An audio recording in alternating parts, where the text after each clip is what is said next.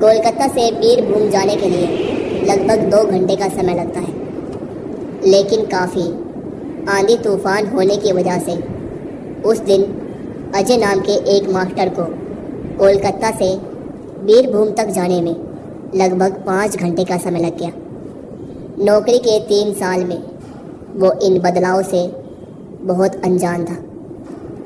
वो शहर छोड़कर एक दूर गांव में पहली बार एक अनजान जगह पर जा रहा था। दोपहर की 2 बजे वाली ट्रेन में बैठते ही बहुत तेज आंधी तूफान और बारिश होने लगी और साथ ही वो भयानक डरावनी सी बिजली की कड़कड़ाहट। शाम के लगभग 7:30 बजे वो बीरभूम स्टेशन पर पहुंचा। तेज तूफान के चलते स्टेशन पर 2 से 3 फेरी वाले दिखाई दे रहे थे। उनके अलावा स्टेशन पर और कोई नहीं था। वह मास्टर गहरे अंधेरे और कीचड़ से भरे हुए रास्ते पर चलता हुआ स्टेशन के बाहर एक रिक्शा स्टैंड पर जा पहुंचा। वह यह देखकर चौंक जाता है कि वहां पर कितने रिक्शा खड़े हुए हैं, लेकिन एक भी रिक्शा ड्राइवर वहां नहीं है। ये देखकर अजय मास्टर के रोंगटे खड़े हो गए। लगभग 2-3 घंटे से ये आंधी तूफान बहुत तेज़ी से चल रहा था, लेकिन अभी थोड़ा कम है और यही सही मौका है। जल्द से जल्द अजय को कदमपुर स्टाफ क्वार्टर में पहुंचना होगा। लेकिन वो अकेला बारिश और तूफान के इन हालातों में कैसे पहुंचेगा? बारिश और तूफान की वजह से बिजली भी चली गई है। एक भी स्ट्रीट लैंप नहीं जल रहा। काली अंधेरी रात ने रास्तों को अपनी काली चादरों से ढक दिया है। सामने का कुछ भी साफ साफ दिखाई नहीं दे रहा। बस अपने फ़ोन की टॉर्च के सहारे वो इस अनजान रास्ते से अपनी मंजिल तक कैसे पहुंचेगा?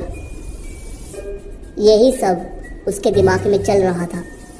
तभी उसने देखा कि लालटेन लेकर कोई व्यक्ति उसकी तरफ आ रहा है। आखिरकार एक व्यक्ति को वहां देखकर उसकी जान में जान आई। आदमी ने एक लुंगी और एक फटा हुआ बनियान पहन रखा है और सर पर एक टोपी ओढ़ रखी है। उस आदमी ने पूछा, कौन है वहां पर? अकेले वहां खड़े खड़े क्या कर रहे हो? इस इलाके में नए लगते हो? हाँ चाचा, मैं यहाँ नया हूँ।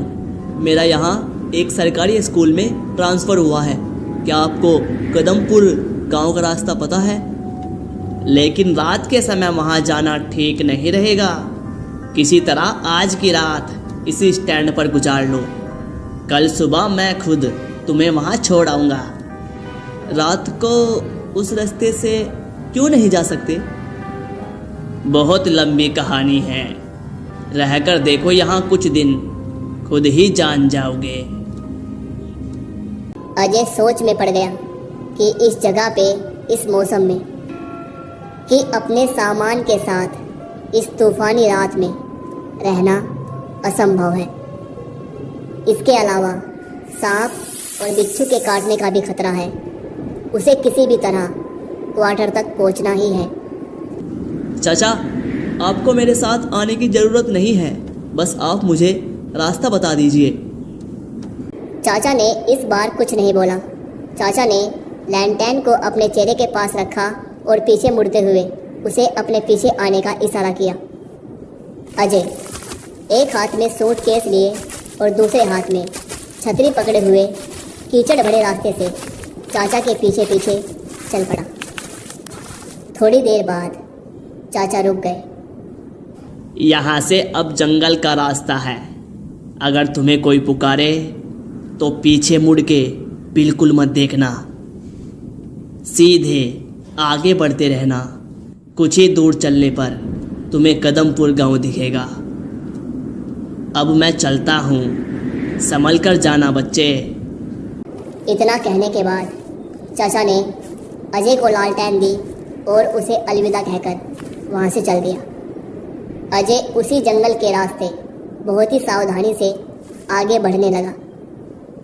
अजय को घने जंगल से कीड़े मकोड़े और जंगली जानवरों की आवाज़ें आने लगी। अजय बचपन से ही बहुत बहादुर है। वो इन सब चीज़ों से इतनी जल्दी नहीं डरता, इसीलिए वो आगे बढ़ता रहा।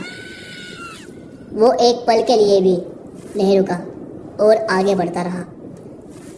अचानक अजय ने अपने कंधे पर एक हाथ होने का अनुभव किया।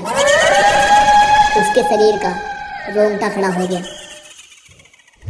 इस अंधेरी और सुनसान जगह में, जहाँ शाम ढलने के बाद गांव का कोई भी आदमी वहाँ आने से डरता है, उस रास्ते पर आखिर कौन हो सकता है? अब आगे अजय के साथ क्या होगा, इसे जानने के लिए जल्दी से जल्दी वीडियो पर 1000 लाइक कर दो। मैं इसका पार्ट 2 तुरंत डाल दूंगा।